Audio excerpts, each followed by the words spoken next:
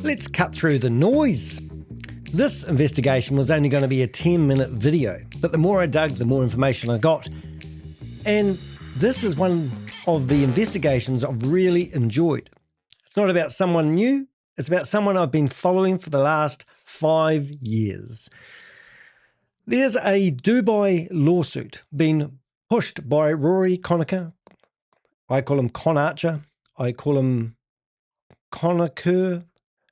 Oh, continue. An error occurred. Wonder what's gone wrong there.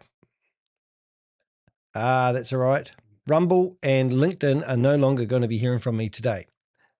Popped up on my screen.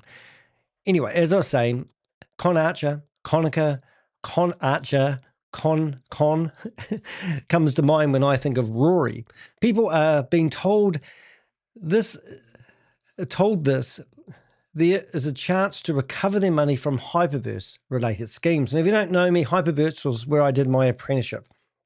Some dear friend I haven't heard from for about 4 years decided to contact me, realizing that we rented our house and we couldn't find a new place to rent. And he rang me up and he told me that if I come along with him to a meeting on Wednesday, he would introduce me to an opportunity where I could afford to buy my own house. And I said, what is the name of the opportunity? He wouldn't tell me because he said if he did, I wouldn't turn up. So he finished up telling me, and it was Hyperverse. So I got right into busting scams about 5 years ago, and Hyperverse was the one that I did my apprenticeship on. So Rory has been an advocate promoter of Hyperverse, and now he wants to be everyone's savior. And this is where the story gets really interesting. So stick with me. So if you're one of the people that believe that Rory Conacher is capable of running a lawsuit or putting one together to help you recover your funds from Hyperverse or any other related scheme, and if you're one of those people, you need to stop right now and listen up to what I'm about to tell you, because I'm going to prove to you 100% that Rory is just lining his own pockets, working on his own agenda, and there's no such thing as a lawsuit in Dubai or a class action lawsuit or any lawyer that he claims exists.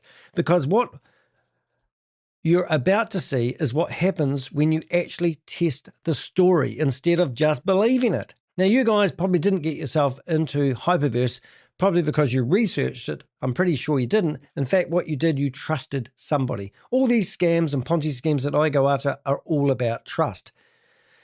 And so where I'm coming from isn't into, I'm not coming into this blind.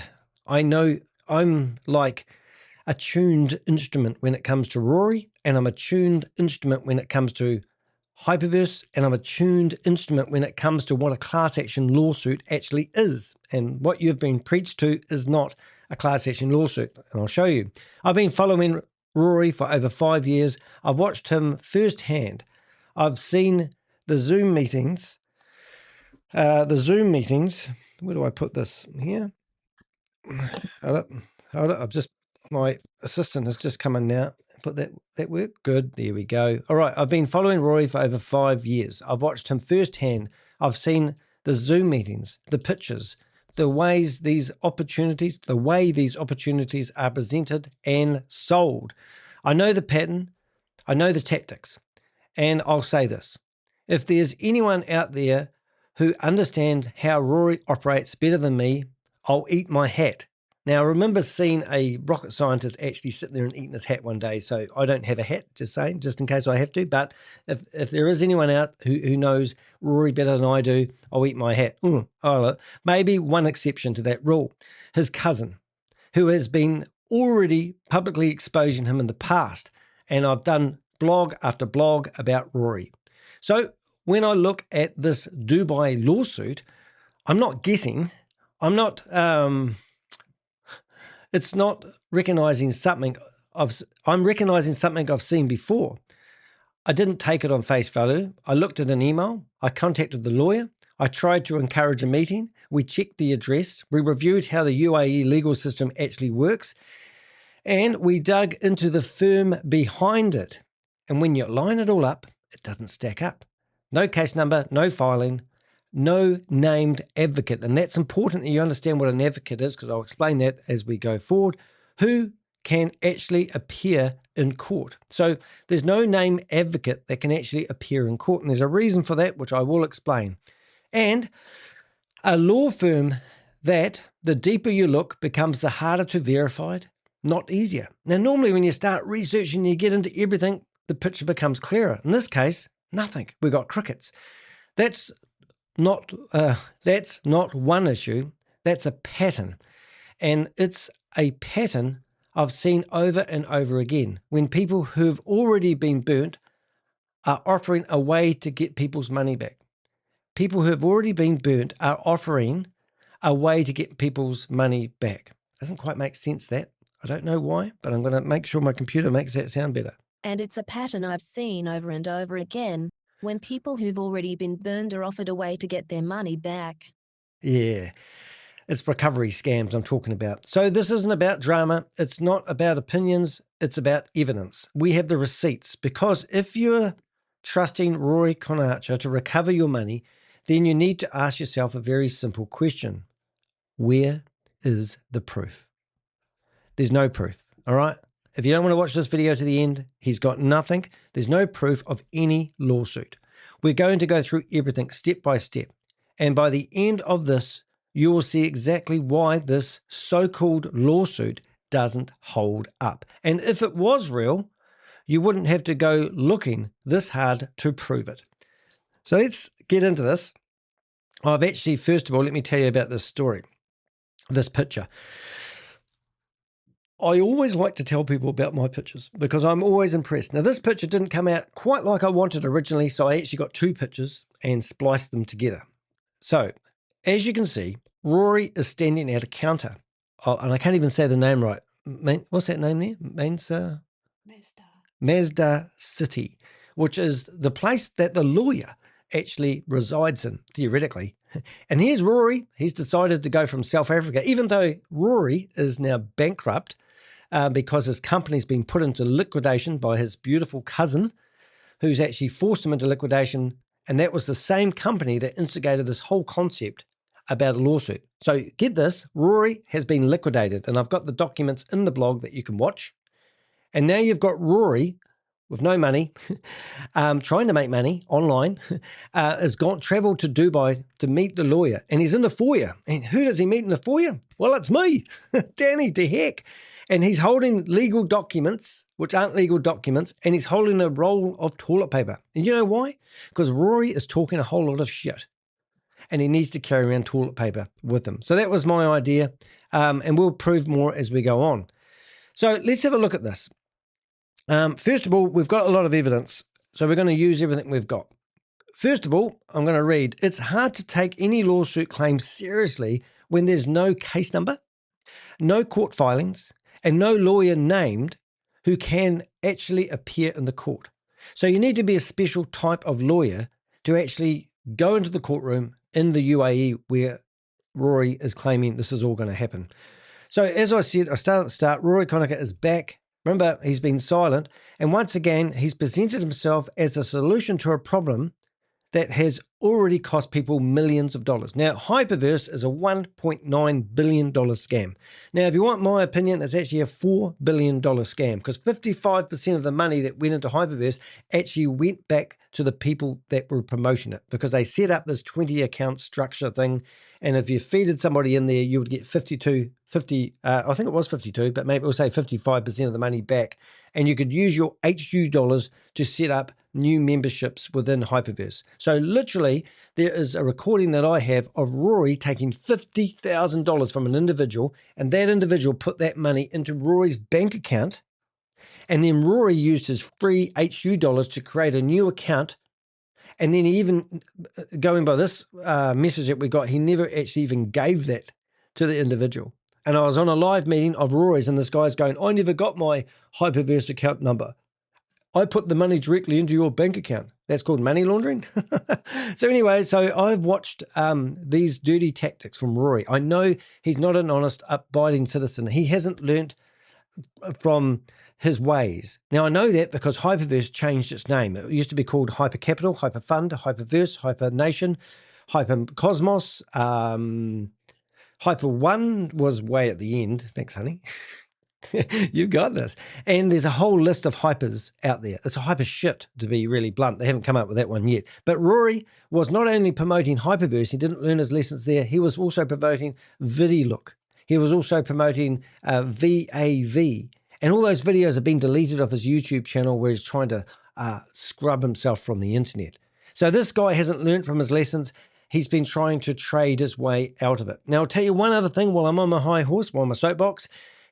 Last time he claimed that he was going to help people get their money back from Hyperverse. He actually built a community, and he said he would never try selling them anything from, within that community. Well, after he built that community, he tried to get them into StepChain. StepChain was a fitness app where it was claiming that it was going to give away $1 million worth of tokens a month. The people behind that were, they don't want anything to do with them anymore, ironically. Isn't that funny? And the same guy that theoretically owned that company tried calling me dirty names to, when I started coming after him because they were associated with Rory Conacher. So what I'm getting at here is he's using the idea of helping people get their money back so that he can build a community so that he can pitch them another opportunity down the road. And this is all like fishing. He's luring people into false hope. So there's no way you can get your money back from Hyperverse, and I don't even believe Sam Lee has anything to do with the money. I actually believe Ryan Jew holds the purse strings on that one.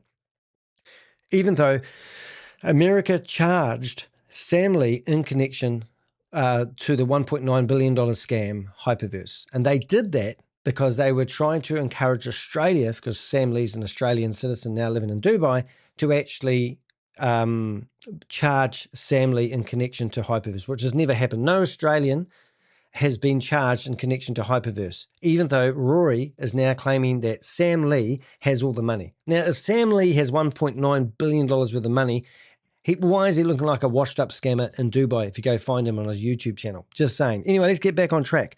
In recent YouTube shorts, we have he has been promoting what he describes as a recovery effort tied to Hyperverse, Hyperfun, and the wider network of schemes linked to Sam Lee that he promoted. On the 18th of March 2026, he sent out an email encouraging people to act immediately. What lawyer tells people to act immediately? Anyway, you had to act immediately, claiming that lawyers had been appointed and that victims needed to join his group to be part of the action. At first glance, it sounds promising, but when you slow down and actually examine what's being presented, the story begins to unravel quickly. Now, these are two videos which I'm actually quite surprised that they're still online, because these are actually coming directly off Rory Conacher's website. But we've got to play them so you can see. So the first thing you're going to see is Rory telling you that, I'm not lying, I've got a piece of paper, and he's thrown it in the air here. And we're going to tell you all about that in a minute. So let's see if I can get this to play. We'll put this at the start. And this is where this whole investigation actually started. Hi all, it's Rory Conacher here, and it's 2026. For those people that thought that we weren't going ahead with the Dubai legal process, well, here I'm attaching this confirmation of the attorney that's been appointed, and it's been a very, very long process to get to this point, particularly even with engaging with regulators. So for those that made that decision to want to get their money back and to get truth and justice, thank you for your support, and look out for further communication. We'll be right back. Wake up! Wake up! Wake up! Don't go to sleep on me. That's an elephant. I don't know why, but I like elephants. I think it's because my mum said no one's talking about the elephant in the room. I hope you're enjoying the podcast, and you don't want to or even think about changing the record. I've got some really cool sound effects, and I just had to find a place to use them. I can do explosions. I've even got a gunshot and a boom. Isn't that quite cool? Anyway, I just wanted to wake you up. Wake up, and we'll get into it. And by the way, just grab a drink. I'm going to grab a glass of champagne. Let's carry on. That's good. All right. Grab a coffee if you like one as well. Right. So that was disgusting when you know his history, and it was also disgusting to know that he'd been his company had been liquidated. I don't think his company had actually. And I think his company had already been liquidated, so there was no stopping him. He's been liquidated, and he's still doing the same old thing. So let's have a look at the second video, and this one here has actually been generated in AI. Not that that's a bad thing, but he's put it out in multiple languages because he's helping everyone around the world with a class action lawsuit. And he's not a lawyer. He's not qualified to do anything other than scam you. So let's have a listen. We have a member group of more than 12,000 people who are seeking truth, justice, and a chance to get our money back. Sam Lee and the Hypertech Group operate in Dubai. As a matter of urgency, this matter is going to court in Dubai. If names such as Sam Lee, Ryan Jew, Hypertech, Hyperverse, VidiLook, StableDAO, and Venn sound familiar, you need to click on the link below and register. Subscribe to the YouTube channel for updates and like and share. Right. So don't subscribe. Oh, that's funny. Don't subscribe to the YouTube channel because you'll get newsletters and all sorts of things about new opportunities that are coming out. And I said that way at the start before he even presented a new opportunity to people, and it's absolutely disgusting. So the email that set the tone. Now, I just have to say hello to all the Avengers in the chat room. Hello, Miss Danny. What have I called Miss Danny for? What's this? I hope everyone's having a good night. You guys and girls. It's good to see the chat rooms. And hello, Velvet. Nice to see you here. And I don't know, I think everybody's actually followed, even Richard's in here. Good on you guys. Thanks very much for being here. Absolutely lovely to see you. So what we've got is an email that set the tone. The language used in Rory's email is not neutral. It is not measured. It is not what you would expect from a structured legal process. So everything that we're going to show you in the next few minutes is actually like a staircase. And when you get to the top, you can jump off if you don't believe it's true. But we have gone through every step along everything that he said, and this is 100% should convince anyone in their normal frame of mind that Rory is full of shit. We've got the research, we've got the receipts, but his own letter is the first step. So it's built on pressure. Phrases like action required now and warnings that receipts are already 2 weeks behind are designed to trigger urgency, fear of missing out, they call it. The message pushed people into WhatsApp and Telegram groups and makes it clear if they don't onboard, they will effectively be excluded. That's not how legitimate legal processes operate. Real legal action does not rely on fear of missing out.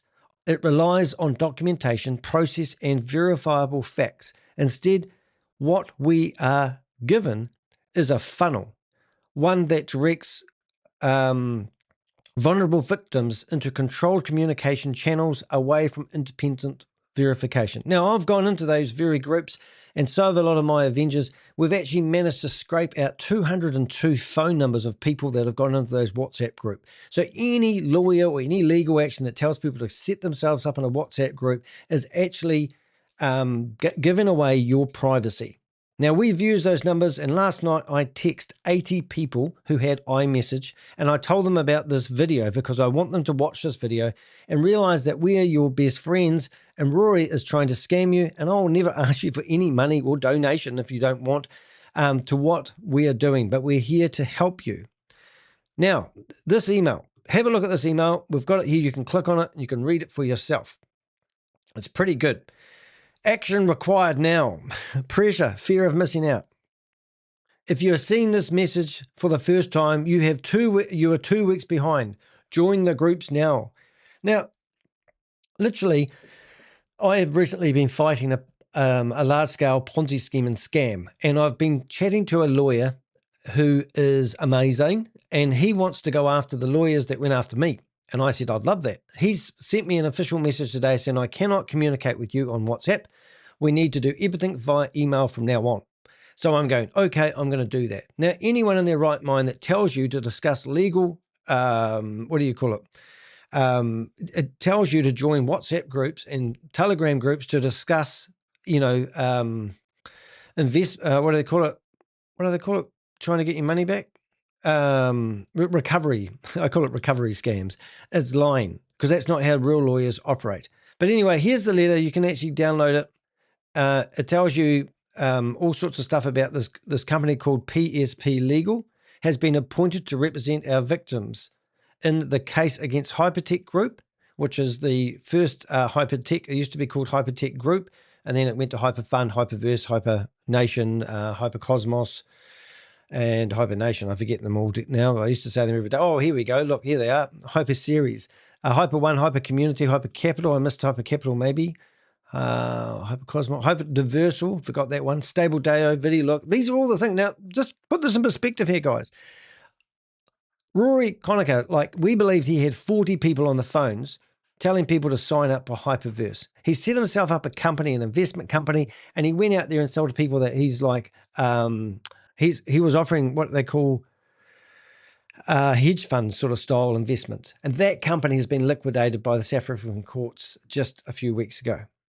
Here is a whole list of Ponzi schemes and scams that Rory had been promoting since day one. Why didn't he learn his lesson with Hyperverse?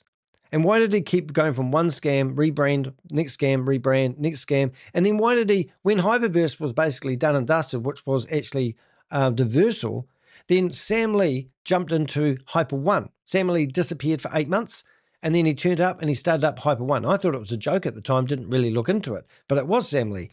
And then he went from Hyper One to Stable Deo, Stable Opinion, VidiLook, was We Are All Satoshi, which is still going today, what's rebranded as Affiliate Marketing 3.0, VAV, which was a scam where if you put in $150, you were able to withdraw your principal within 24 hours. And then 5 days later, they said if you put in $750, you would be able to withdraw your $750 principal in 24 hours, and you would be left $750 on the platform to do something with. They didn't know what. And then it went to $1,500. Basically, from day one, a few people could actually withdraw their $150 within 24 hours. And then they released stage 2 and stage 3, and people keep chucking their money in, but no one was able to withdraw their money.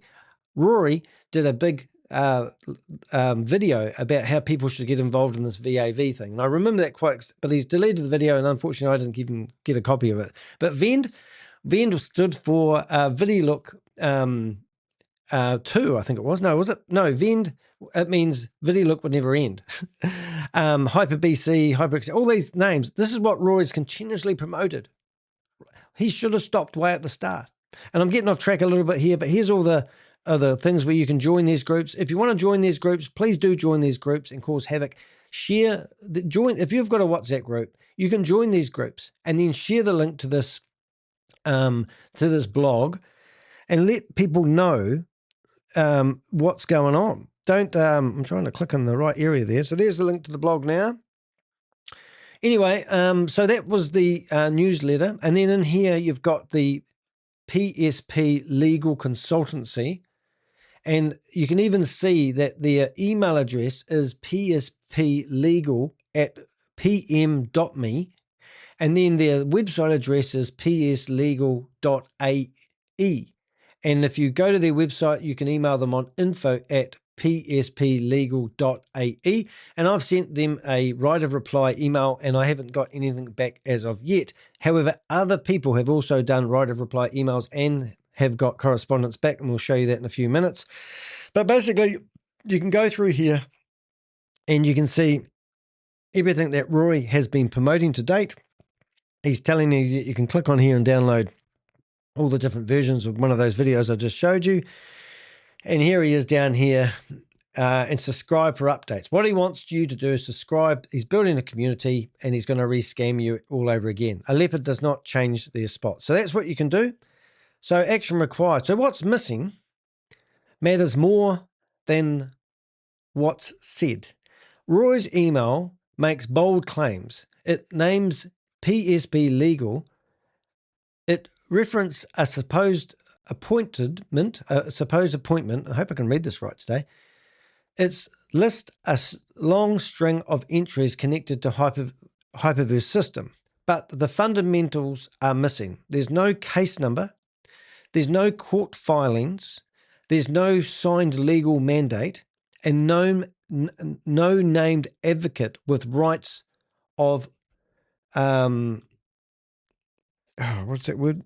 Audience in the UAE. So you need to have the right type of person to be able to put a claim in the UAE courts. As far as I'm aware, that's what that audience thing means. So you need to have an advocate who has the right to speak in a UAE court. I'm pretty sure I've got that right. I may be wrong. Do your own research. I'm not a financial advisor. I'm not a lawyer. I'm Danny the Heck. I live in New Zealand, and I love exposing Rory over and over again, but everyone keeps believing him. I don't know why. Maybe you could put that in the comments. And without those elements, there is no actual proof that a legal action exists. And this is what it's all about. Now, it should be pretty easy to prove that you have a legal action rather than saying to people, trust me, bro. Right. Instead, victims are told to trust the process because the process has been shown before the process has even been shown to exist. So we've got no proof of nothing. And also, one thing I haven't mentioned in this blog, he's been saying that everything's ready to go for the last 12 months. He keeps on saying to people, you give me $15 before this date because we're going to shut off the date. And then he moves it a month and he moves it another month. And we're 12 months into this whole class action lawsuit. And we were watching how much money was going on to his crypto wallet address. And we could see how much money had been donated by people. He got up to about 5,000. And then he had this big problem where he realized that nobody wanted to pay with crypto. Even though they got scammed with crypto, apparently the people that got scammed with crypto were struggling to give him money because we exposed that he'd only received $5,000 so far. And any lawyer in their right mind you couldn't fart in a jam jar for $5,000. And then he said that he was trying to get a payment gateway ready to take the $15 of people. And that was his big dilemma. So more delays, more promises, more, it just kept going back and back and back. That's what I'm trying to say. A real lawyer leaves a trail, not a blank page. So what did we do? Well, we've done pretty well on this one, guys. We tried to verify the lawyer. And this is where this is a crack up. And I could have made a 10-minute video and just told you the lawyer's not real, but it's more fun actually going down every rabbit hole and trying to find the missing lawyer. Because Rory provided the name and the location of the solicitor. The next step was pretty obvious for the Avengers. A formal request was sent asking basic questions any legitimate firm should be able to answer. These were not aggressive or unusual, just standard stuff. They were standard due diligence. I should just read the words. The kind any client should feel comfortable asking before engaging a legal representative. The response we were given was revealing. Rather than providing the requested details, PSP Legal confirmed they had been appointed and insisted the matter was genuine. Trust me, bro. But declined to disclose specific registration information, lawyer details, or evidence of filed proceedings. The justification given was confidentiality. In other words, we're real, but we won't prove it. That is not how trust is built in legal matters. It is how doubt is created. But the questions didn't stop there, so we looked at the firm itself. So first of all, let me show you the formal request. So this was the letter. Now we've actually hidden the Avenger from detail, but you can come through here, and basically this letter, I might just give it a quick read. We'll just go down to that part. Sometimes these don't read, and I think that was meant to go to there. Let's have a listen and see if it works. We write in relation to your query and understand that due to misinformation... hold it. Excuse me. So let's start down the bottom here. So this is, let me get this sequence right. Right. So self-employed, email address, phone number, has actually written this email to see whether Rory's using their services. Good day, PSP. I am wanting to confirm your PSP legal practice has actually and indeed been appointed as legal representative on the fraud charges against Sam Lee, and presented by Rory Conacher. Right, so pretty standard stuff, really, you'd expect to ask. So let's have a listen and see what they said back. We write in relation to your query and understand that due to misinformation in the public domain, you may have concerns as to whether the legal group action is genuine. We confirm that PSP Legal has been appointed by iClickit to represent victims of hypergroup crypto frauds, and this is not a scam. Due to the nature of this case, the misinformation, confidentiality, privacy and security reasons, We will not be disclosing information to non-clients or unauthenticated third parties about specific registration of PSP Legal and its lawyers, or any other information beyond what is detailed on our website. We do, however, confirm that PSP Legal and our lawyers operate in full compliance with all applicable laws and professional regulations. PSP Legal or its lawyers would not be licensed to operate in the UAE if they were not able to meet the stringent requirements for legal practice. Any participation in the victim group is voluntary and subject to onboarding procedures and checks, which entail KYC. In due course, a process to onboard and undertake KYC for the group legal action will be sent out by iClickit. PSP Legal is finalizing the process and requirements with iClickit. iClickit will then send an update communication outlining the process. PSP Legal. Yeah, so just imagine, anyone put a 7 in the chat room if you know any lawyer that wants KYC details. Anyway, that's what they're asking for, and basically it's nothing here. We can't tell you nothing, but we can tell you that we are doing something, but we can't tell you what we're doing. Right, so then it got a bit more better down here.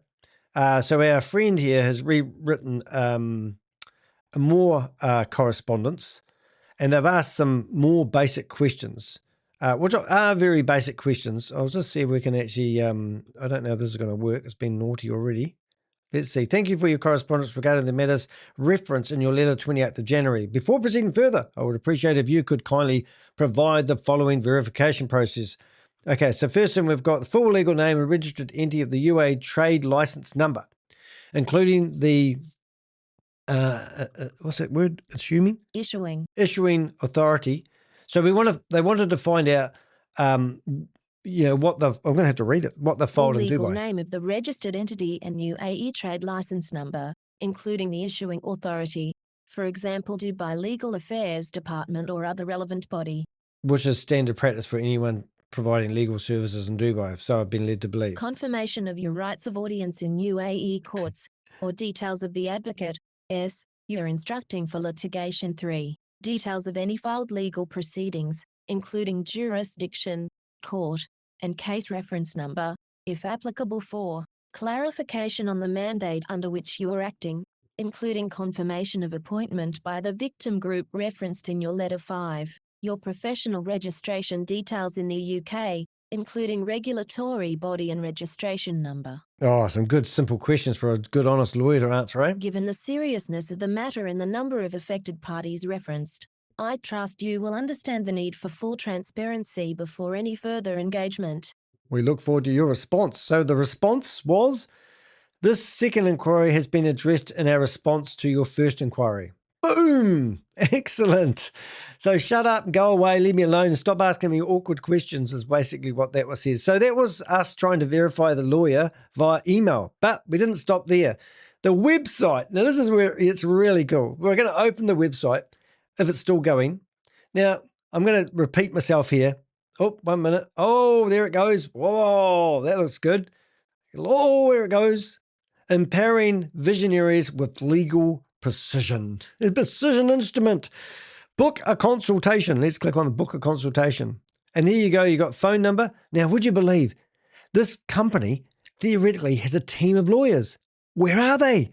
And did you know that you can ring up the lawyer and speak directly to her? So the lady who has a team of lawyers working on this class action lawsuit has a cell phone number and you can talk directly. So did we ring her up? We certainly did. Did we record it? We certainly did. But let me show you this brilliant website first. So this website, which I believe is a templated website, and I'm sure Steve would be able to go to this website, who's in the chat room now, and see if we can find the actual template of this website while we're speaking, because I know he loves doing stuff like this. Hope there's no customers in the shop.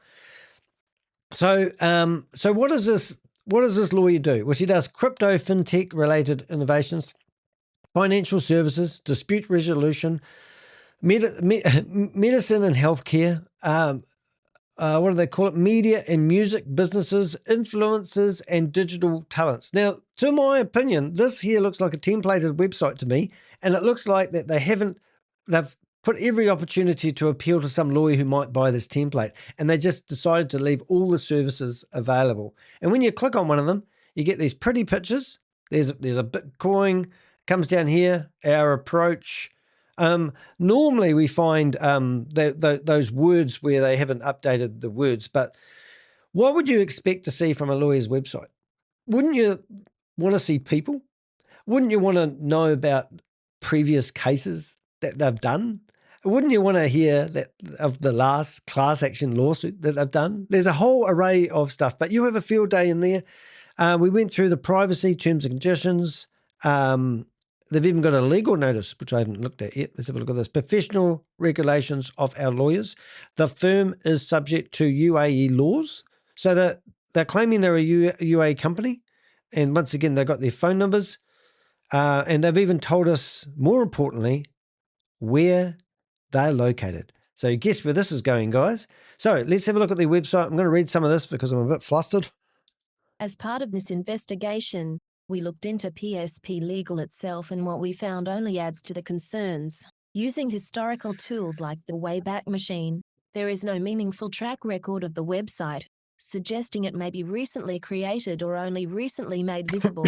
For a firm claiming decades of experience and international work, that absence is difficult to ignore. The website itself is polished, but the content is broad, generic, and lacking substance. It claims to cover everything from crypto and fintech to media, healthcare, and international litigation, yet provides no case studies, no client references, and no verifiable examples of legal work. Even its litigation section focuses on strategic oversight rather than clearly demonstrating court representation or filed proceedings. So 25 years ago, obviously we went to their website and found nothing. If you get a brand new website, after about 3 months, it appears in the search results. Now, there was another, we did actually see another, and we might as well persevere with that. Let's have a look. We've got his email, and I'm going to do something I shouldn't do while I'm live because things go wrong. But there was another email address, wasn't there? And I don't even think it's hers. I think it's part of a free email address. Oh, I don't know if I can find it now. Yes, it is. There it is. All right, 1 minute, please, caller. I'm just going to have a look at that. PM's not them, though, is it? Oh, that's Proton Mail. So I'm just looking at that email address, and that's what I see there. So what I'm getting at here, my domain name, deheck.com, has been registered since 2021. So I've had that domain name for 25 years. So I've been in the IT industry for 25 years. I'm telling everybody, and I'm the best IT guy in the world. What is the first thing you can do? You can go to my domain name, put it into Wayback Machine, or if you go to archive.org, you put it in there, and boom, here comes my very first website that I designed. And I used to own a company called New Zealand's Information Network. And this was one of the first websites that I pointed my domain name to. And you can go there and you can find out. You can go to the About Us section. Let's go to Contact Us. Oh, Danny's Diary. And this is what actually made me famous on the internet, because if you don't know, I'm dyslexic. And I used to travel around New Zealand and put my dates of travel in here where my customers could actually book me, knowing I was on their way, because I used to hitchhike around New Zealand selling one-page websites to people with a scanner, digital camera, and I used to copy word for word their brochures and put it on the internet. And that was how I started my business. This little business here turned into $500,000 worth of turnover in 2004 was the turnover I made. I took home $275,000 in 1 year. That's what you can do as you're an entrepreneur on the internet. But what I'm getting at here, I'm not showing off. What I'm telling you is you can find my history. And if I said that I've been doing IT stuff for 25 years, then you could, Steve, remember that domain name, scripts.co.nz? I thought that was the best name ever. But you can find out a lot of information by going back, to the archives and finding out,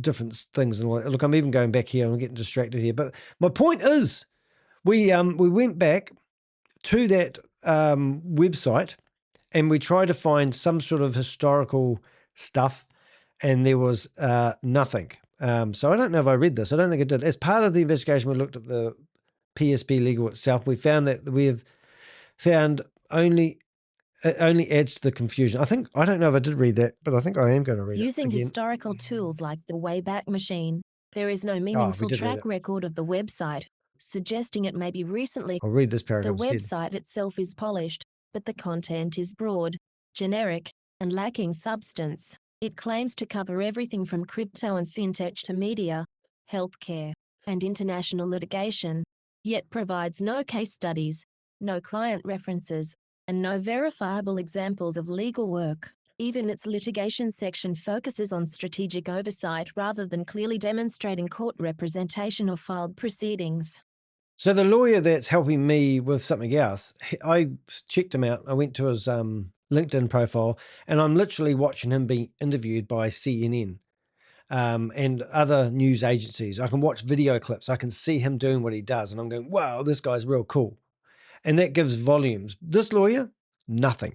Nothing. But we do have her on recording, which is going to be quite fun. It also describes itself as a founder-led advisory practice, with all mandates handled by a single individual. That raises a simple question: how is a supposedly large, multi-party international recovery effort being managed without any visible legal team, partners, or named advocates?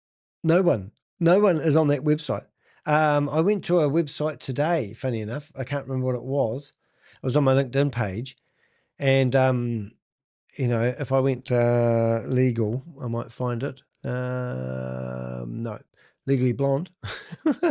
No, but, what I'm getting at is, when you go to a normal lawyer's page, you can actually click on the lawyers, visit their LinkedIn page and read through their whole history and find out whether they've got 5,000 followers or 5, and then you can get some credibility out of their LinkedIn profile. But not in this case. This lady doesn't exist.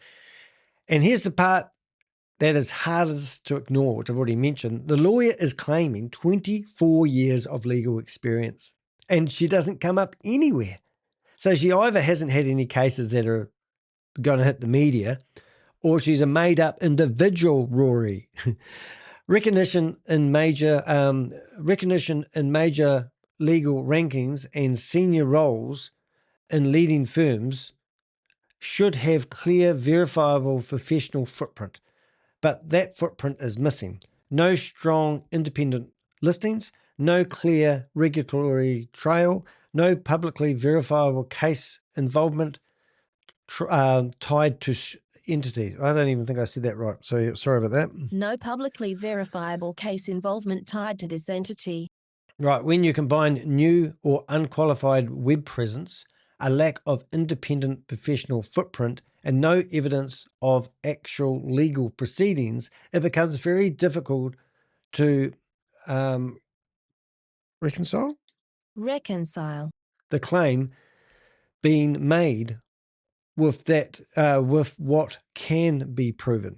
Does that make sense? I think it makes sense. Basically, they're bogus. All right. Okay. Now, this is where it gets a bit more fun. A phone call that raises more questions.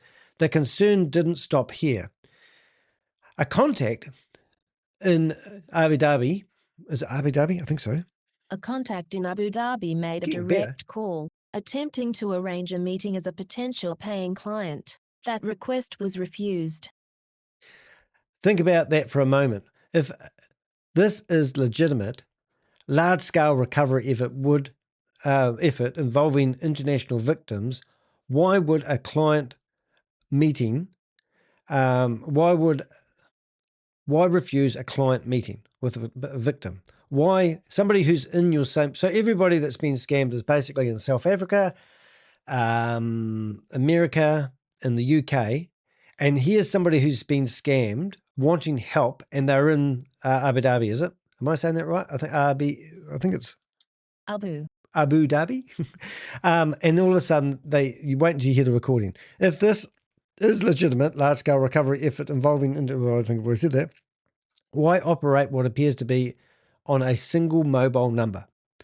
So, no, hello, welcome to the receptionist. You're talking to the top dog on her cell phone with no visible office structure, no reception, and no support staff.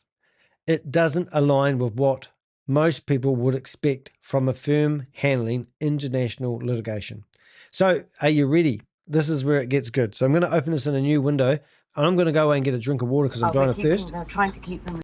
Right. So this is the lawyer and one of our Avengers who decided it would be a good idea to ring up and talk to the lawyer and try to reason with them. And I won't be a minute, but this is about 5 minutes long, so I'm going to take this opportunity to get a drink of water. We're trying to keep them low. Yes, okay? yes. So I'm certainly not being difficult with you, but you can understand why we've set up. Once we've set up, we'll have an option for people who want a conference. There is a lot of speculation about, different people saying, am I real? Is there a scam? No, it's not. I am a real lawyer. Yeah. There is a lot of that. And, frankly, I'm not going to entertain it. I've been a lawyer for 24 years. Yes. And, you either accept or you don't. And it's people's choice at the end of the day. No, right? Absolutely. See, one of the things I'm not getting is the email address to send the documents is a Gmail address, not any of your solicitors' email addresses. That's because no, there is. If you go to my website, there is an info website. Yeah. But this is the class group action. There's certain ways that we have to set these up because the lawyers cannot handle volumes and then much less. We're trying to save everyone cost, so setting it up in a certain way. But right? I don't understand how this is saving cost to you, a Gmail address. It's not going to be a Gmail address. It's going to be set up. Just look, honestly, wait for the process because there's an onboarding process that's going to come out very soon. We're just finalizing everything. All right? But I mean, the last communication from Rory is linking it with a Gmail address, which is really strange, No, it's not strange. It's not strange. We're just setting things up. Everything will come to me. All right? I assure you. Everything is going to come to me. But we have to set it up because the way the instruction is going to be, iClickit is instructing me. Okay? You're joining as a member to iClickit, so we can then actually follow through. And there's going to be a panel that's going to be set up where you're going to be able to communicate with a panel who are going to then communicate with me. Look, you have to understand when there's thousands of people, you cannot have the one lawyer that's the main person. Obviously, you have a team being bombarded because I won't be able to then do the real work, which is the legal work that I need to do. Yeah, but right? that means the case is iClickit is not a class action case of a group, right? No, it is. She had to think about that one, didn't she? Don't you love this? Well, how this is the case of iClickit? Like, how do I? Well, look, I'm. You have to understand. You have to understand. I tell you what, I've listened to so many Zoom scammers, gaslighting people, and they always tell you that you have to understand. And when I hear people say that, I go, oh my God, this is not how a lawyer talks to her customer. And it gets better. We're only halfway through. And then some. Right now, I don't know who you are. Yes. I do have to know. I'm not willing to discuss anything confidential. I even think she's putting on an accent, an English accent. This is what you get when you hire people from Viber, whatever it's called. About the case, you can appreciate that. That's for everyone's protection. This is why I'd like to meet with you. This is exactly the point, yes. Well, meetings are going to be charged, okay? That's fine. It's not. I'm willing to pay. There's no problem. Sure.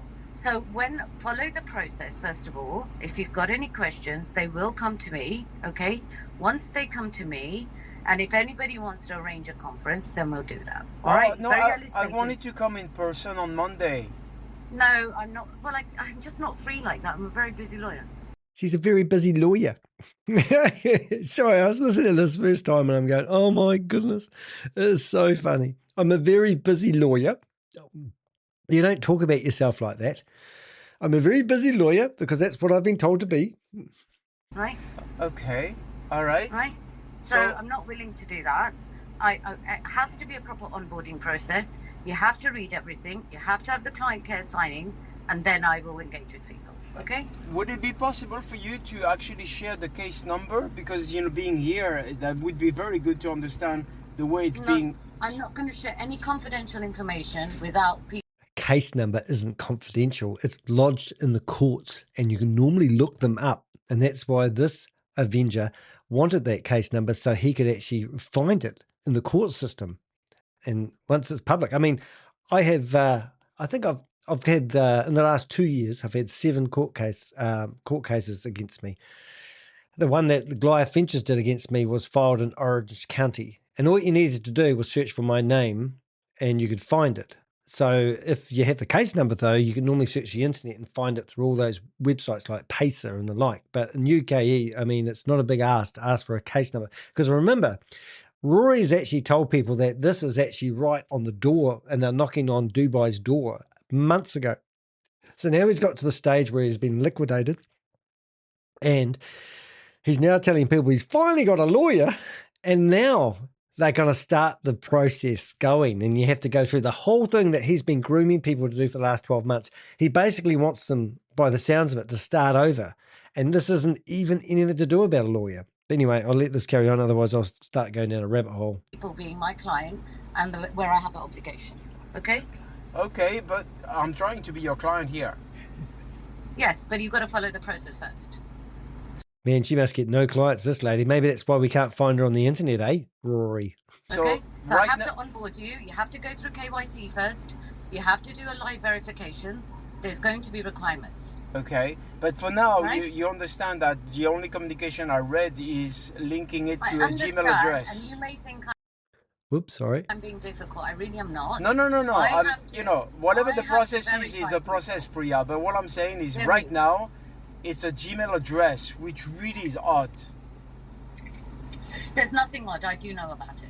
Okay, it's because iClickIt is going to do the onboarding and then send it to me. There's absolutely nothing wrong with it. I can assure you. All right. Trust me, bro. So I'm telling you, I've been a lawyer for 24 years. Okay, not going to engage in dodgy stuff. All right, frankly. And nor will I want my reputation ruined for that. But I have to ask everybody to follow the KYC.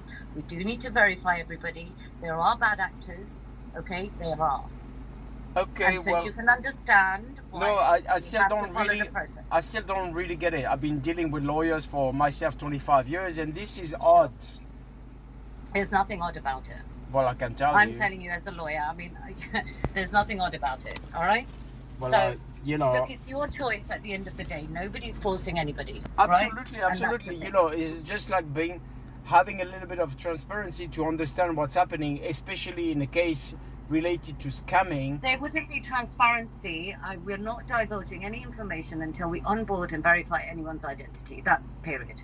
No lawyer will discuss any confidential matters with anybody that just calls in and discusses it. Okay. It's very simple, right?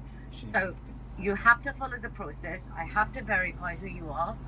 We have to go through the KYC checks. Once that's done, there will be an availability if people want a paid conference. But right this moment, we're not willing to discuss it. There are a lot of bad actors. I've just explained it, and you do have to understand that. I do understand that. Thank you very much for your time. So please follow the process, and then once down the line, I'm happy to speak to you. But please, I do need to verify you. There are a lot of people that are not right, that are harming the victims. Okay. Okay. Thank you. All right. Thanks Bye-bye. a lot. Wow. So there you go. So that's the ultimate phone call. And I think we did get right down to this. Now, what we're going to do, we'll just try ringing her now. It's probably not the right time of day, but I think it'd be worthwhile giving it a go. Don't you agree? So let's have a listen and see if she's going to talk to us. Ringing now. It's ringing.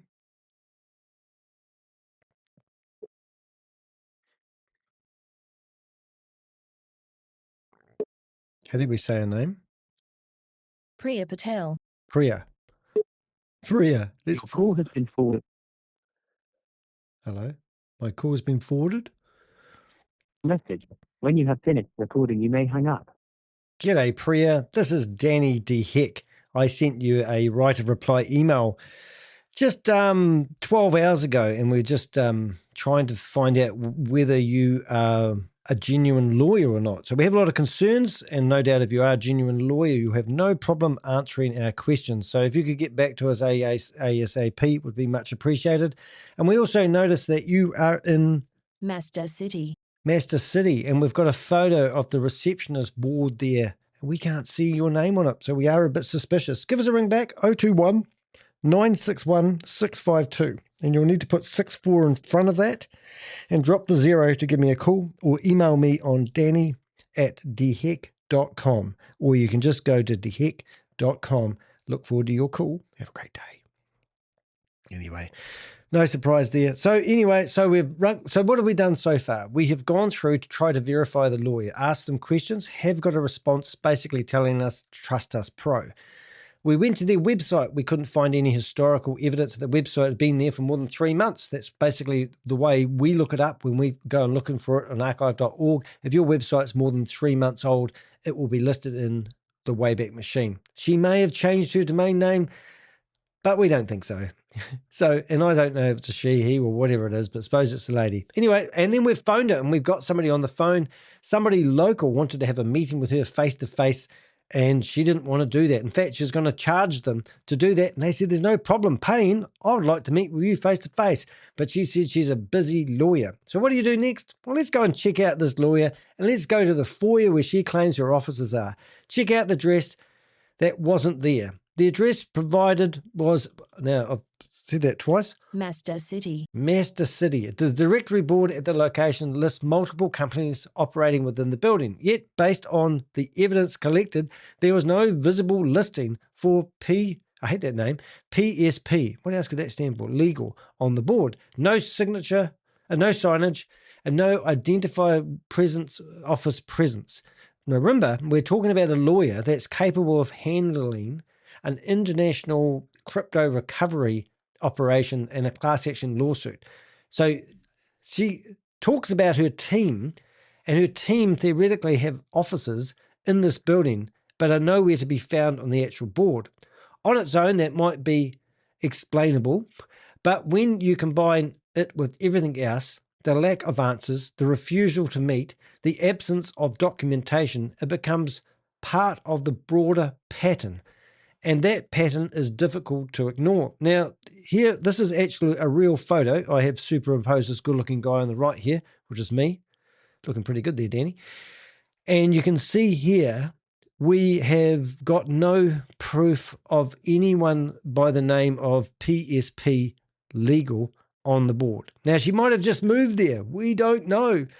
But that's her address and that's her website, and she's been around for 24 years. Maybe she's just never thought to do any advertising.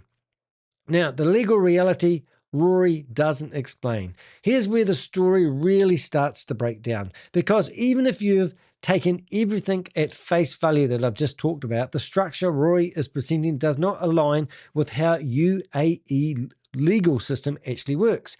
The UAE does not operate class action lawsuits in the way that this is being described. So they don't do class action lawsuit, only in America, I think, maybe Canada as well. But you can't. And the way he's describing this lawsuit, and I've been going on about this for 12 months, because he actually started changing the terminology he was using after I pointed out in a video that they don't do class action lawsuits. There is no mechanism, am I saying that right? Mechanism. No, I weren't. Where thousands of victims join a Telegram group on board through KYC, Telegram group or a WhatsApp group, on board through KYC, and then collectively represent in court by one single process. It's just bullshit. That simply isn't how it works. Legal action in the UAE is, what's that word? Individualized, formal, and heavily documented. Each claimant must be identified. Each must sign a notarized power of attorney. And critically, I hope that's right. Critically, the case must be handled by a licensed UAE advocate with rights of audience in the relevant court. So not any lawyer from the UK can pop its nose in there and just chuck itself inside a courtroom. They have to be a UAE advocate. A consultancy operating out of a free zone does not have that authority. So the whole case is blown just on this paragraph alone.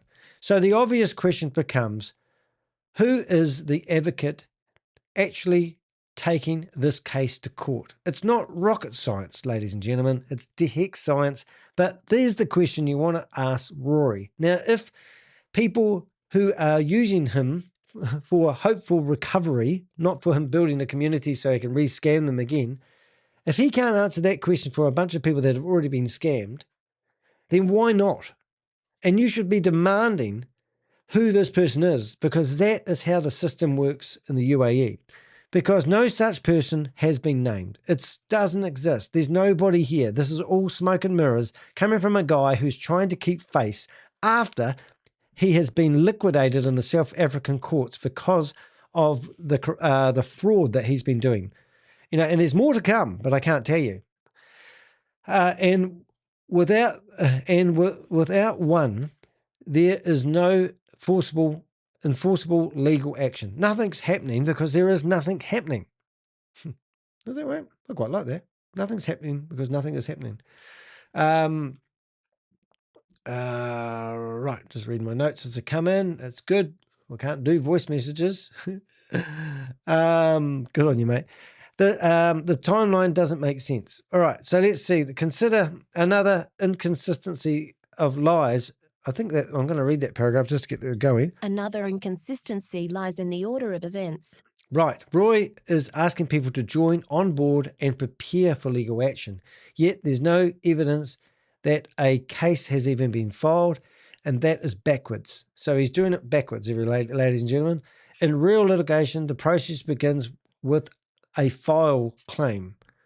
The court assigns a reference. Legal representation is clearly documented. Only then no additional claimant becomes involved.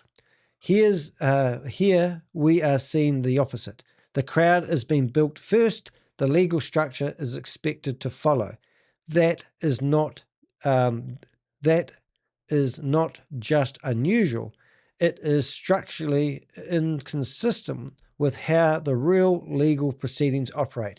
So do your research just on go to ChatGPT and ask it how the legal proceedings for a court case happens in UAE. And everything that Rory is claiming is next stage. And remember, these stages have been going on for 12 months. Ask it do your own research. ChatGPT will give you the answer. We're watching some YouTube video the other day that reckons that the lawyers are actually going to be made redundant because of AI. And it's not far from it. Now, I'm appearing in the New Zealand High Court on Monday, and I am representing myself. And all the things that I meant to prepare for court have all been prepared by ChatGPT. And I'm 100%, this is really gullible, but I'm 100% confident that I've got everything right. And I've already won the case. And now somebody has gone back and decided to say that the court's stuffed up with their decision. And it's just amazing. But anyway, I'm going along for entertainment purposes, which is breathtaking, and it's educational. But last year I had 6 lawsuits, and I've just received one for this year so far. And I have already won one of them. I've got 2, and it's just sort of something I'm doing now. And a friend of mine who's a family court lawyer said to me that you will have more experience in the High Court than I will after these cases. And remember, somebody already tried to sue me for $3.85 million. And I did hire lawyers, and it did cost me $33,600 to defend myself. And I was awarded $25,500 by the courts, and the person never paid. So I've been down the road of hiring lawyers and self-representation. But these days, I represent myself, and I actually get quite a buzz out of doing it. But the legal process is very clearly outlined for people like myself. If I say I'm in New Zealand and this is the problem I've had with the person, I've posted something on the internet and they're telling me it's defamation. They've gone after me because of the New Zealand, what do they call that thing? The New Zealand, better get that right. What do they call it? Dangerous Communication Act, whatever it is. But it's really interesting. But what I'm saying is you can find out the way to handle these lawsuits just using AI to find out the process. And no doubt Rory is trying to figure that out himself, or maybe he's not that good using ChatGPT or Grok or whatever you use these days. A familiar pattern emerging. When you step back and look at the bigger picture, the pattern becomes very clear. Now, why is Rory doing this? Let's find out. This is not about one missing document or one unanswered question. It's about a structure built on urgency, limited transparency, controlled communication, and reliance on trust without proof. Now, I've gone into his WhatsApp group and I've asked questions, and they keep kicking me out. Why can't I ask the questions and get the answers? If I ask any questions that are outside the blinkers of what they want me to say, or if they call me a negative person, then why do they kick me out of these groups? I'm probably the worst person, to be honest. But you go into those groups, you can go through and find my page and find their groups and go in there and share this very blog with lots of people until you get kicked out. But why did you get kicked out if you ask questions? These are the same ingredients seen in recovery scams. This is nothing I haven't seen. This lady on the phone, I reckon that she's part of a recovery scam operation. And they will want you to give you their KYC details.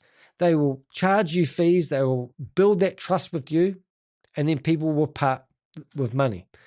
Now, we had a victim who was 78 years of age. We did a video a couple of days ago, and he'd lost $3,000 to Hyperverse. And how I got his details was because Rory had put up a WhatsApp group, and everyone that joined that WhatsApp group, their phone numbers are visible.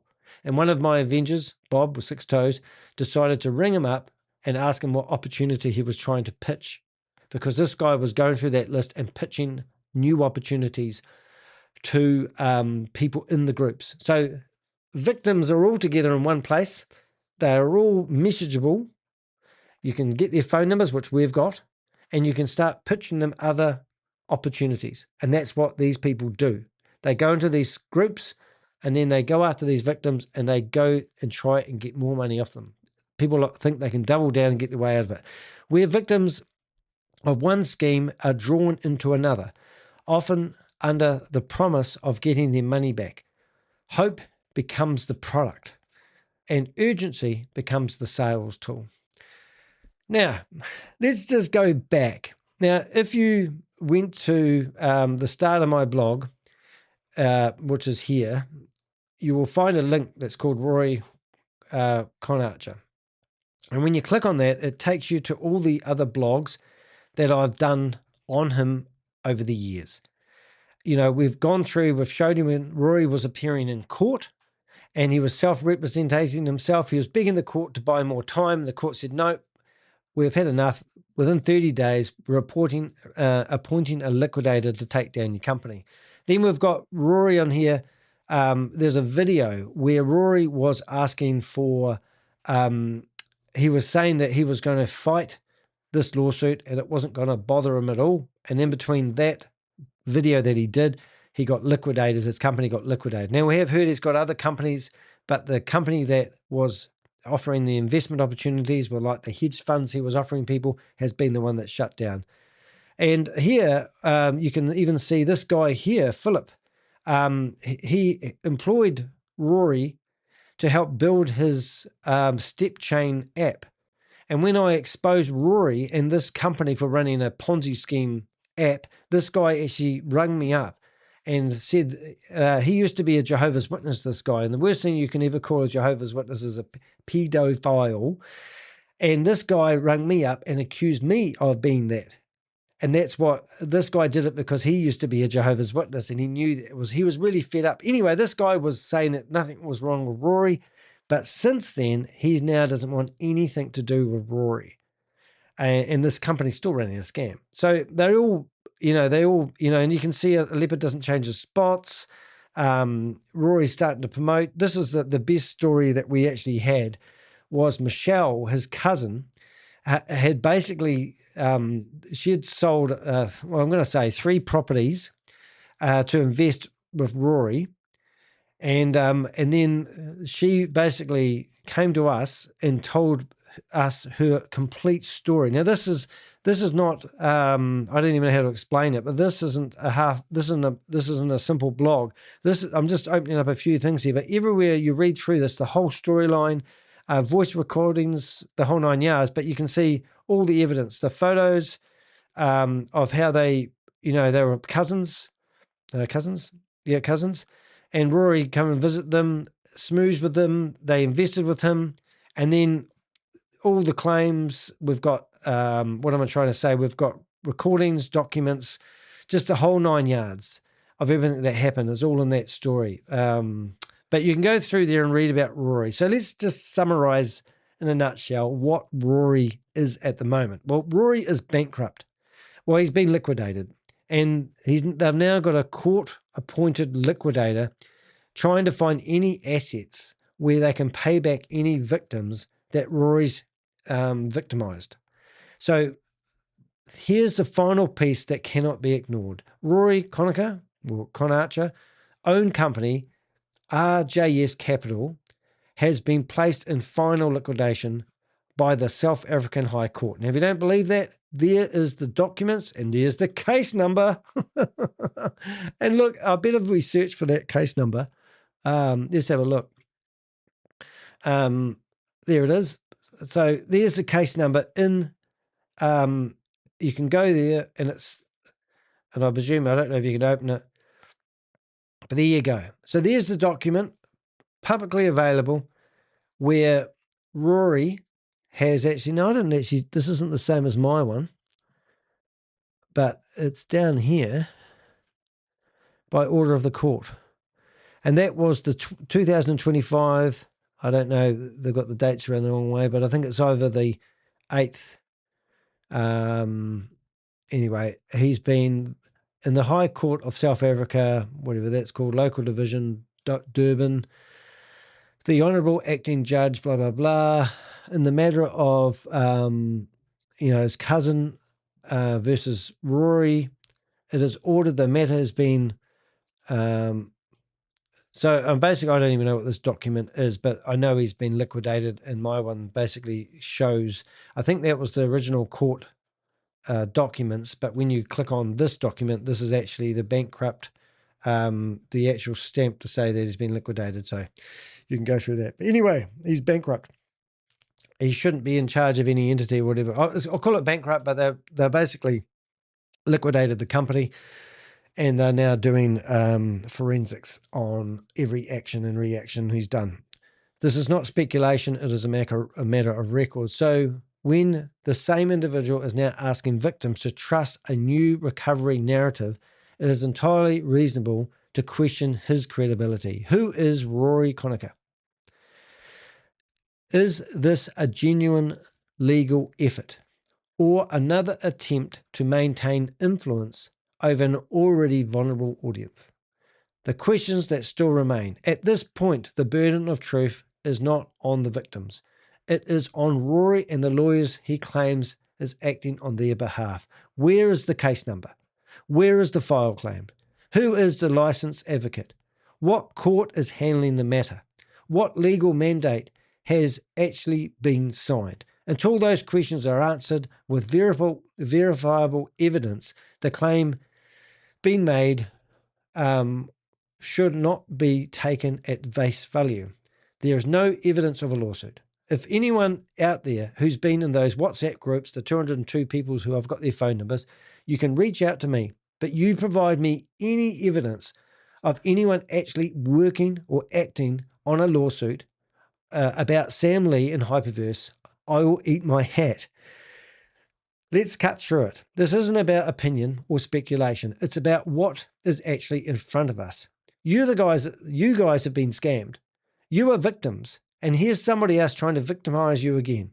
You've got an email pushing urgency and telling people to act now, fear of missing out techniques. You've got a lawyer who won't answer the most basic verification questions. Is it verification? Have I got that right? Verification. Oh, good. A potential client tries to book a meeting. Refused. A physical address that doesn't clearly show the firm exists where they say it does. So whoever made up that address, it's on their website that they are located in that building and they don't exist. And when you step back and look at the legal side of it, the whole structure doesn't even line up with how the UAE system works. And I've actually been saying that from day one. That's not one red flag. That's a pattern. It's a pattern I've seen before. Over and over again, there are people who already been burnt, are offered a way to get their money back. Here's the reality. If this was a genuine lawsuit, you wouldn't have to go digging for proof. If you look at Goliath Ventures Inc. lawsuit, search that on the internet, you will find class action lawsuits filed in Broward County, Orange County.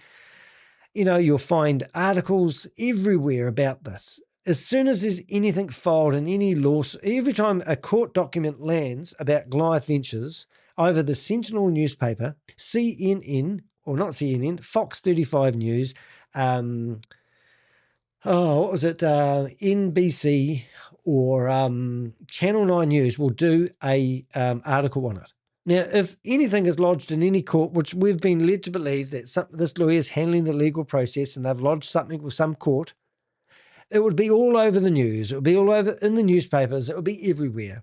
Because $1.9 billion scam doesn't get a lawsuit filed and no one talks about it.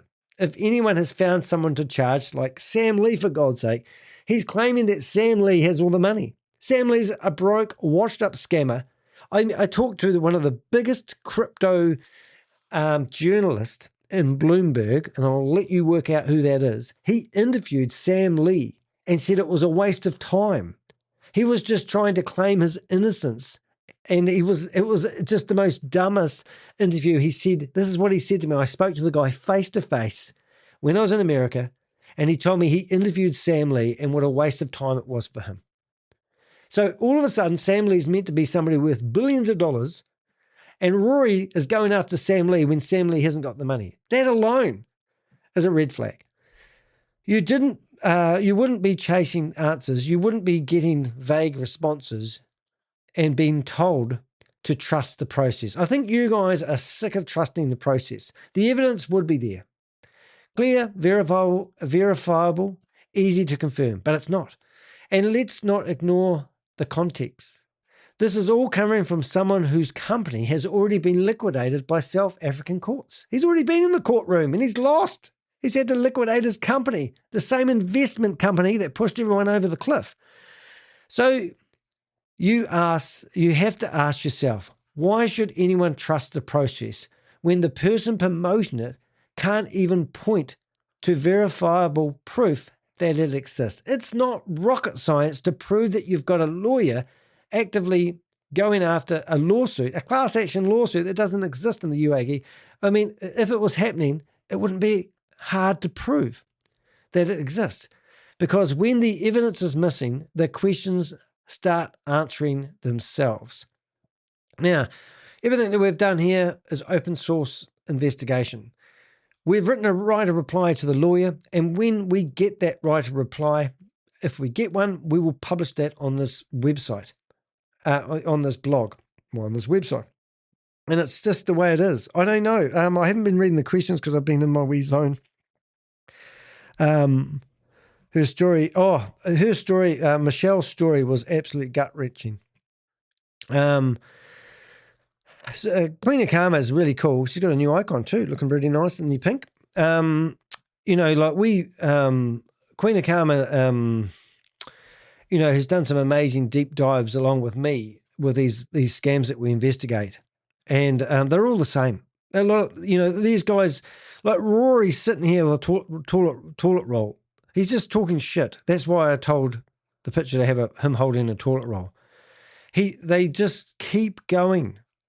It's just, I can't even express how annoying it makes me.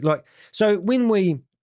Hi all, it's Rory Conacher here, and it's 2026. It's Rory Conacher here, and it's 2026. So when we went to Roy's website, and we went to, I think, these videos here. So 5 months ago, he published his last video, shorts, and he removed, so this is just a few weeks ago, I think, something about their data has been compromised.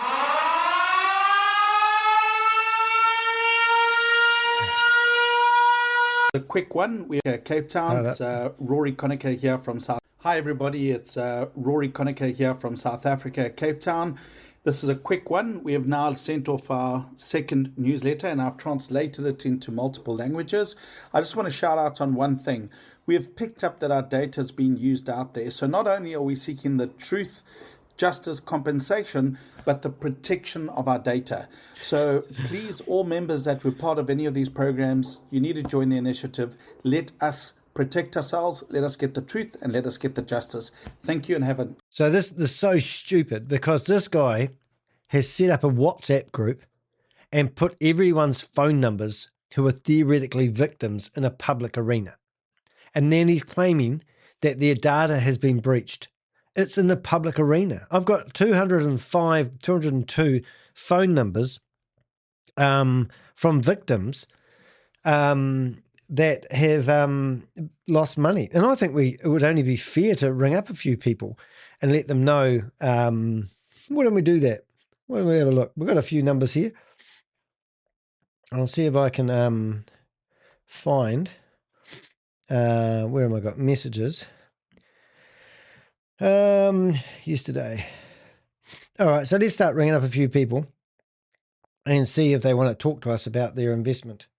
Cannot accept FaceTime calls. Hold on a minute. Try another one. Let's have a look. I just want to see if we can do a few. All right, no, we'll have to do it this way. I'm just curious to see if anyone actually wants to talk to us. If we can get a few FaceTime calls, that would be quite funny, wouldn't it? We'll see if I can ring. Yeah. Oh, let's go here. FaceTime. Let's see if it works. Might not work. No, doesn't want to work. Can't ring them. Hello, Adam. Well, we've got to get there. Oh, anyway, no, I'm stuck there. Anyway, I don't know. Have anyone got any questions? I think we've done a pretty reasonable job here exposing Rory. That's the wrong window. Try that one there. So what did we do? How do we stop people like Rory telling people that he can help get their money back when he's trying to build a larger community so he can offer them a new opportunity? What type of lawyer needs KYC details before you can talk to them? What type of lawyer wouldn't meet with a potential client face-to-face if they had the opportunity? Why is this lawyer doesn't exist anywhere? No digital footprint. Why is it when you visit their building, they don't have their name on their board? Why do a lawyer who claims they can handle, large crypto recovery schemes not have a team of lawyers mentioned on their website? Because they're bogus. They don't exist. It is criminal. You're talking to criminals. You're not talking to nice people. So if you look at me, I like to think I'm a nice person. And then let's say Rory could at any time come and meet. He could come on our show and he could dial up right now. I have talked to him numerous times. He gets pissed off every time somebody communicates with me and it gets back to him. I get your feedback, Rory. But you've never come online with me and you claim that it's always at the wrong time of night. I'm happy to do it anytime you like, Rory. You can come on here and tell me how wrong I am. If you don't, well, the obvious thing, isn't it? You're full of shit. And that's why you need to carry around a toilet paper roll in your hand, like you saw in the picture, because you're full of shit. And you're just a criminal, a fraudster, a liar, a cheat. What type of life have you actually got, Rory?